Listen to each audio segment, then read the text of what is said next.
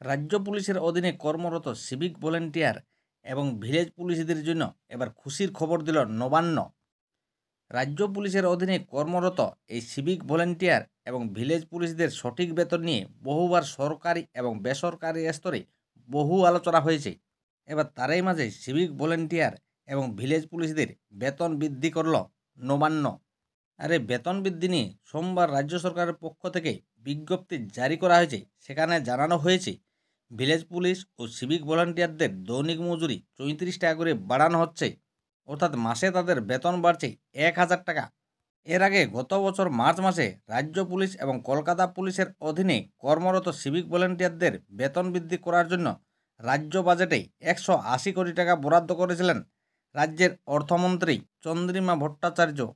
তাছাড়া এবছরের শুরুতেই নবান্নের তরফে সিভিক ভলান্টিয়ারদের বোনাস বৃদ্ধির কথাও কিন্তু ঘোষণা করা হয়েছিল। জানানো হয় প্রত্যেকেই ৫,৩০০ টাকা করে বোনাস পাবেন। আগে কিন্তু সিভিক ভলান্টিয়াররা ২,০০০ টাকা করে বোনাস পেতেন। ২০২০ সালের ৮ই সেপ্টেম্বর থেকে এই নিয়ম চালু হয়েছিল এবং ২০২৩ সালের পুজোতেও সিভিক ভলান্টিয়াররা ওই বোনাসও পেয়েছেন। চলতি বছর থেকেই সেই বোনাসের অঙ্ক বৃদ্ধি করা হয়। তবে এই বেতন বৃদ্ধির ফলেই খুশি হয়েছেন রাজ্যের সিভিক ভলান্টিয়ার ও ভিলেজ পুলিশরা।